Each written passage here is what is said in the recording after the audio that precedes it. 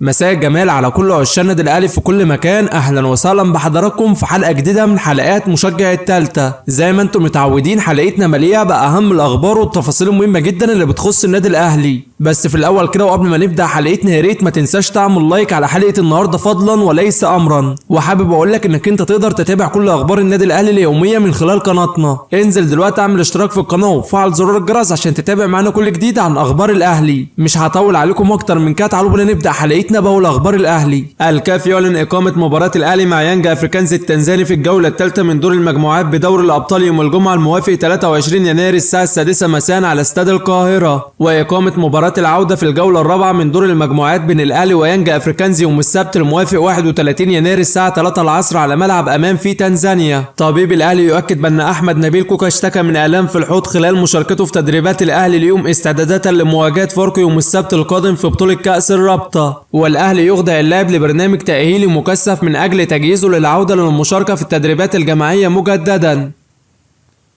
مصدر بالاهلي ينفي كل ما تم تداوله مؤخرا بشان دخول النادي في مفاوضات رسميه مع المهاجم العراقي مصطفى قابيل لاعب نادي اربيل العراقي من اجل ضمه خلال فتره الانتقالات الحاليه. ويؤكد بان النادي لم يدخل في اي مفاوضات رسميه مع اللاعب او ناديه من اجل ضمه، وكل ما تم تداوله في الساعات الماضيه لا اساس له من الصحه، لكن اللاعب مجرد مرشح من ضمن الترشحات على طاوله النادي لتدعيم مركز المهاجم خلال فتره الانتقالات الحاليه. والاهلي لم يدخل في اي مفاوضات رسميه مع اللاعب او وكيله من اجل ضمه. ولم يتواصل مسؤول الاهلي مع وكيل اللاعب او اداره ناديه من اجل الاستفسار عن امكانيه ضمه مثلما قيل في بعض الصحف والمواقع الساعات الماضيه. بيراميدز يدخل في جوله مفاوضات مكثفه مع فيستون مايلي من اجل تجديد تعاقده مع الفريق بعدما صرح احمد شوبير بالامس عن طلب اللاعب 5 مليون دولار من الاهلي من اجل الحصول على خدماته. ومحاولات مكثفه من جانب مسؤول الاهلي من اجل حسم ملف تجديد عقد اللاعب مع الفريق بعدما تداولت العديد من الاخبار المؤكده عن تفاوض الاهلي معه من اجل ضمه.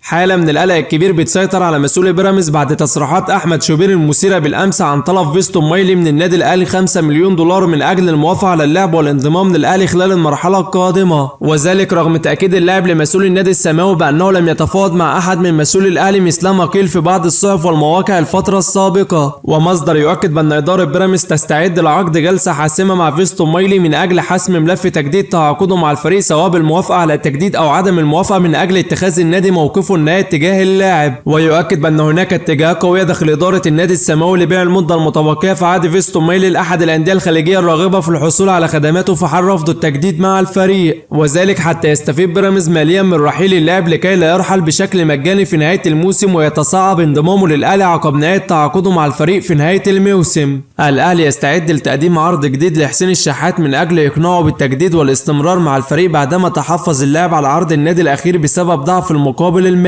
ومصدر يؤكد بان مسؤول الاهلي استقروا على زياده العرض المالي المقدم لحسين الشحات من اجل اقناعه بالتجديد والاستمرار مع الفريق بعدما تمسك يستر بشكل كبير باستمراره خلال المرحله القادمه.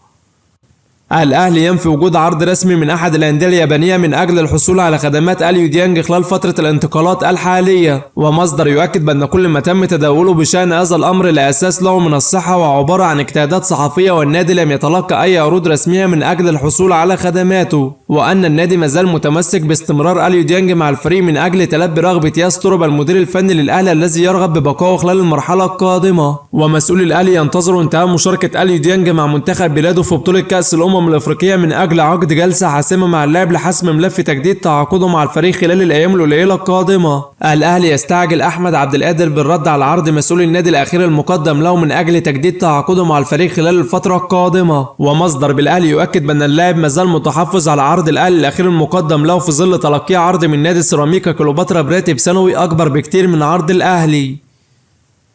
مصدر مقرب من احمد عبد القادر يؤكد بان اللاعب ينتظر تقدير افضل من الاهلي خلال الايام القليله القادمه من اجل تجديد تعاقده مع الفريق، خاصه وان اللاعب يمتلك عرض من نادي سيراميكا كليوباترا براتب سنوي يفوق ال 30 مليون جنيه من اجل الحصول على خدماته، لكنه لديه رغبه قويه بالتجديد والاستمرار مع الاهلي في حال تلقيه تقدير افضل من جانب مسؤول النادي او تقارب وجهات النظر. ومصدر يؤكد بان اللاعب يشعر بعدم وجود تمسك به من جانب مسؤول الاهلي نظرا لرؤيته بان النادي يمتلك عده عناصر مميزه في مركزه. ويؤكد ايضا ان اللاعب سيبدا مناقشه عرض نادي سيراميكا كليوباترا مع وكيله الايام القادمه في حال عدم تلقي تقدير افضل من جانب مسؤول الاهلي. محمد مجدي قفشه يبدأ مناقشة العروض المحلية المقدمة له من جانب نادي سيراميكا كليوباترا والاتحاد السكندري والبنك الأهلي لاختيار وجهاته المقبلة، وذلك بعدما فشل وكيل اللاعب في إيجاد عرض له من أحد الأندية الخليجية بسبب عدم مشاركته مع الأهلي بصورة أساسية طوال الفترة السابقة. وصراع قوي من جانب نادي البنك الأهلي وسيراميكا كليوباترا والاتحاد السكندري من أجل الحصول على خدمات اللاعب بعدما تقدموا بعروض رسمية للنادي الأهلي الأيام الماضية.